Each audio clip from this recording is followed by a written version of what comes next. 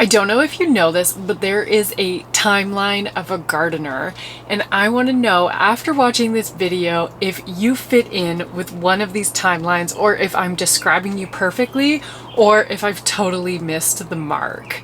My name is Bree from Urban Gardening Canada, and I garden in Ottawa Zone 5. I've been gardening for 10 years now, and I very much remember what it was like to be a new gardener.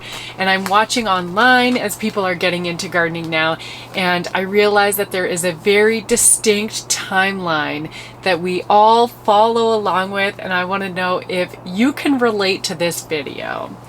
So let's start with the first couple years of gardening. Year 1 and year 2, if you're just starting this year or you've been gardening for up to 2 years, you are still trying to figure out what the heck is going on.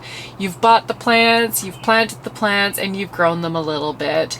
And some things have done okay and you've been able to get a harvest, and other things have failed miserably. If this is you, don't worry, because I promise you it gets better in the next few years coming up. Now, if you are a gardener that's been gardening for 1 to 2 years, don't get discouraged. Keep on growing. And the best thing that you can do if you've been gardening for this length of time is to always be curious. Ask questions, research things, take pictures, document things. And that is originally why I started my Instagram, was because I was looking for someone to talk to that loved gardening and just wanted to see my garden. And so this is something that is really great for you if you haven't already started one, but my guess is that you've probably already started sharing your garden with people. And now at this time in your gardening, you don't need to be taking any type of courses or anything that's expensive. All you really need to be doing in that year 1 and 2 mark is buying some seedlings, sticking them in the soil, and taking care of them and finding out what works best for you and what you love to grow. Now, years 3 through 5, this is the time when your obsession for gardening really kicks in. This is the time where you go from being just a beginner gardener who's confused about things to getting your stride a little bit. This is where you start to experiment with buying seeds and trying to grow things from seed. This is also where your collection of seeds starts and continues to grow. From years 3 to 5 is when you have maybe 3, 5, 10 seed packets to having 50 or 60 seed packets. This is that time where you are trying out the trendy and the fun plants because other people are growing them. You get involved with growing loofahs or birdhouse gourds, or try to build a basket of harvest that is all rainbow colored. This is that time where your hobby turns into a bit of an obsession. This is also the time though where you still get bogged down by pests. So in years 1 to 2, the pests are not really around too much because they don't even know your garden exists. But come years 3 to 5, the pests know you're there, they know what you're planting, and they're really coming in full force. And so these are the years where you also start to get a little stressed out about all of the pests that are in your garden and how you can manage them. And this is where the skills from year 1 and 2 become important, where you continue to do your research and be curious. That means taking pictures and researching things and understanding the life cycles of bugs. This is also the time where you start to take courses.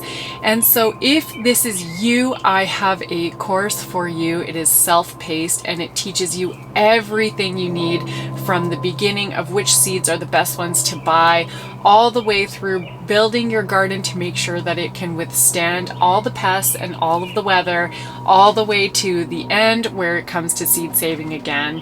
And so if you are anywhere from that year 3 to actually year 8, then this course is going to be perfect for you, because it also talks about building soil and being a more sustainable gardener. So I think what's the most fun about years 3 to 5 is that you're really getting your stride when it comes to gardening. You've got the research that you're looking to do, you have the seed collection that's building, you're trying out fun and trendy different foods. And so this is a really, really fun area of time to be gardening if this is you, but also it's the time where you're still getting bogged down by the pests and your harvests are still kind of just like mediocre when you think about it, where you're getting a little bit of this and a little bit of that. And I think that that can be attributed to putting the time and space into growing those fun and trendy items or testing out new things that you don't know if they'll grow in your area or if they will.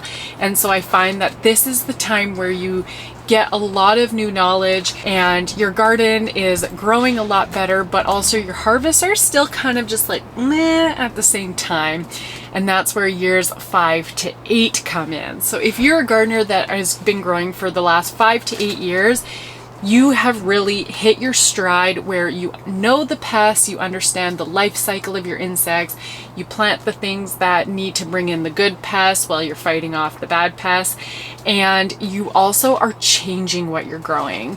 So instead of growing the fun and trendy items, you're focusing more on the things that you like to eat at home and what you are trying to replace your grocery bill with very specific foods. So these are foods that you eat a lot or you like to can or preserve, for example, like making pasta sauce or dehydrating herbs for part of the season.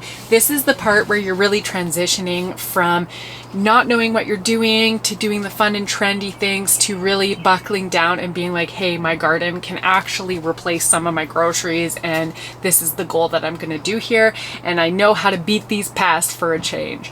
However, sometimes a new pest still does show up that throws you for a loop. This happened to me a few years ago when I had a insect called the Swede midge come to my garden, and it specifically causes blindness in broccoli, which means that the broccoli head doesn't grow and it splits kohlrabi.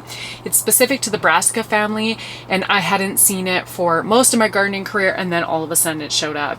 But the good news about being in this gardening sphere of 5 to 8 years is that now you only get 1 pest or 2 pests a season that are new to you, so it's a lot less stressful because you know exactly how to handle them. So you have a lot more confidence when it comes to researching this insect, and you don't feel totally panicked about this new bug coming in, and you know how to try and start managing it. So this year is a little bit less of the exciting fun and a lot more of the I'm going to be practical and grow what is the most valuable to me. Now, let me know if this describes you at this point in time or if we're not quite there yet. Also, from the 5 to 8 year, there is still a lot of research that can be done. So this course is also great for you, the course that I'm selling. And so if you want to check it out, I do have a free preview of it in the link below, so you can grab that and sign up for the free preview. And then finally, we're growing to the people who are gardeners for the past 8 years or longer. I do think I'm only at the 10th or 11th year mark now, so in 5 years from now, when I've been gardening for 15 years, maybe I'll have a new pocket of gardener to put into here. But after you go to the 8-year mark, you're a lot more confident in what you're growing, and so it becomes a lot more calming and casual because you know what to expect every single year. And so you're gardening, you're growing plants that you are using for food, but you're also throwing in a fun plant here and there just to try out because you have the mental capacity and ability to throw yourself into a new plant that you've never tried before, because you have your tried and true plants and you're also growing your absolute favorites. For myself, I just want to document that this is the best pepper year I've ever had in my life. They're huge! And check this out. Look at all of those hot peppers. And then I'm flooded with jalapenos inside, all underneath. There's just tons, and I'm so excited. And then I got some more super hots here. It's amazing! So you have very specific varieties that you love. So for example, ground cherries that I'm absolutely obsessed with. I know for a fact that even though Aunt Molly's is the most common variety, it's also my most favorite variety when it comes to flavor. So I've narrowed it down from trying all these different varieties to the very one specific one that I love to eat. For tomatoes, I love this Principe Bourgeois, which is specifically for sun drying. I know that that's my favorite tomato variety, and so I grow that because I want the most rest of that and I have the space for it. And so once you get into that over 8-year mark, you are really growing not only your favorite foods for groceries, but it's a very specific variety that you love, and you focus on those ones while throwing in something new. So for example, I am trying 8 different varieties of eggplants because I can find the seeds for them. I know how to grow them from seed, so why not try them in different varieties to see if there's a specific one that I love the most.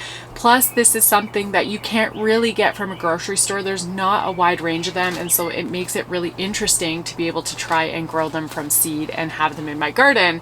And it doesn't add any extra stress to me, and I'm able to really whittle down the different plants that I like to grow. And the other thing that you don't really think will ever happen to you once you get to a longer timeline as 8, 10, or 12 years of growing is that I actually really also want to reduce the amount of seeds that I have. So I have maybe 200 or 300 packages of seeds of different varieties, and I find it actually to be just way too overwhelming. And so I'm really trying to either sell my seedlings, which I have a video on if you want to check that out, I'll link it below.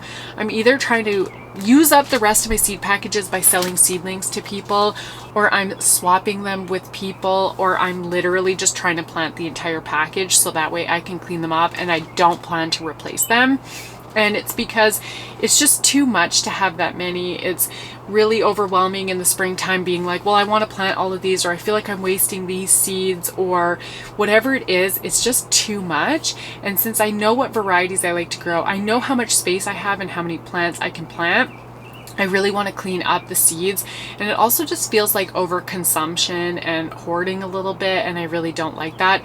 And so this year my goal is to try and reduce how many seeds I have. A lot of my seeds are actually old. I don't like to buy a lot of new seeds unless I'm out of a variety that I love, and so a lot of my seeds have gotten old now. They're packaged from 5 years ago, pre-COVID, and so the viability of them have gone down a ton. And so I am trying to clean them up and get rid of anything that isn't growing anymore, and just trying to bring my seed packages from having anything and everything to a more curated list of plants that work best for me. And so this is something that comes later on, and I know if you have been growing for maybe 3 or 4 years, you can't even fathom the idea that there's too many seeds, or that I have too many, and that you're going to continue to grow your collection. And that's just part of the timeline of a gardener, but I promise you will get there at some point, and it's going to be an interesting experience for you. So let me know in the comments below how many years you've been gardening, and if you fit into the timeline that I mentioned in this video, and also where you are growing from. And if you enjoyed today's video, make sure to give it a thumbs up, subscribe to the channel, and check out this video here. Bye.